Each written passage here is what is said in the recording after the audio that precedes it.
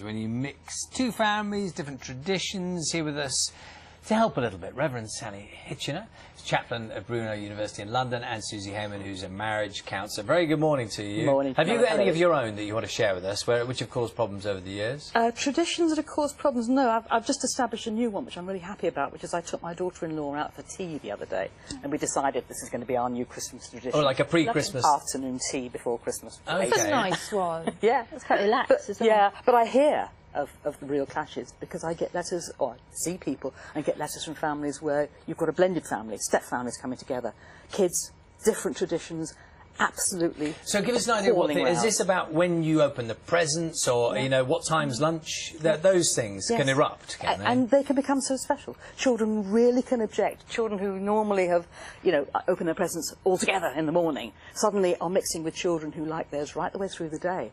And it's not the tradition that causes the problem, it's the fact that these signify something. We are the family who does this. And all of a sudden, we're no longer the family that does that. It's interesting now, though, isn't it? Because people do very much make up their own traditions, don't they? Do you find that?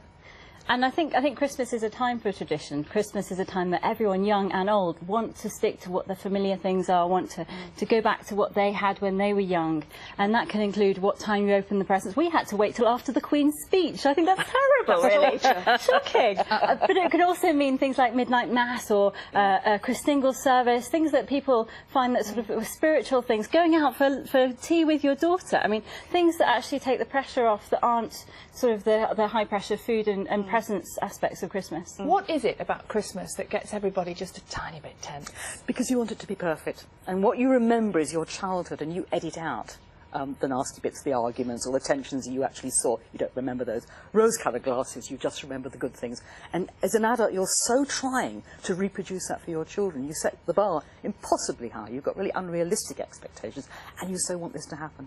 And of course, you're often pressure cooked because too much drink, too much food, you know, all in a room with people perhaps you haven't seen all year. And as I said, you want to make it perfect, and that's where ours comes about. Sometimes I think, Sally, that how commercial things are now, without wishing to sound like I'm looking back through rose-coloured spectacles, but, you know, in the 60s, for example... You weren't a lad in the 60s, were you? Yeah, absolutely, and you know, didn't have that much stuff. I mean, and it tended to be, you got very excited about little things. I remember you used to get those tins of... cheesy footballs, and I think you still get them now. But that was a big deal, big thing. And it was a Christmas. It was like a Christmas tradition. But now, there's so much stuff around that adds to the mix, doesn't it? You know, a funny story that happened to me and my family one year. My mum is a bit of a do-gooder, and she invited an entire Nigerian family who just arrived in the UK to come spend Christmas with us, and they helped us prepare all the food, and they got all ready, and then they went and got their coats on, and we said, well, what's going on? And they said, well, are we not going to give this to the poor? And so awkward, but it's understanding. They were very gracious and very lovely, and they laughed it off, and we all sat down and ate ourselves silly. But there is something about other cultures, and actually maybe in multicultural Britain, the sort of different traditions, not just even the Christian traditions, but the different traditions of making light in darkness. Because this is the winter festivity. It's not just Christian. It's about lighting the fires to bring back the light. It's after we've just had the longest night. But it's also about, I think, recognising that it's about bonds.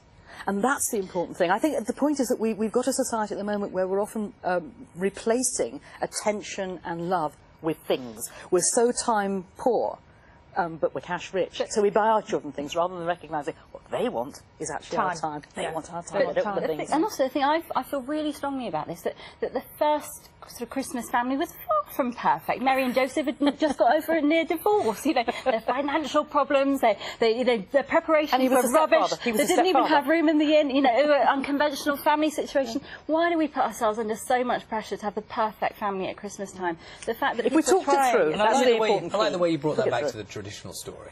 And also, we can talk about this all morning. You are coming back to remind us of this shortly, later on in the programme anyway.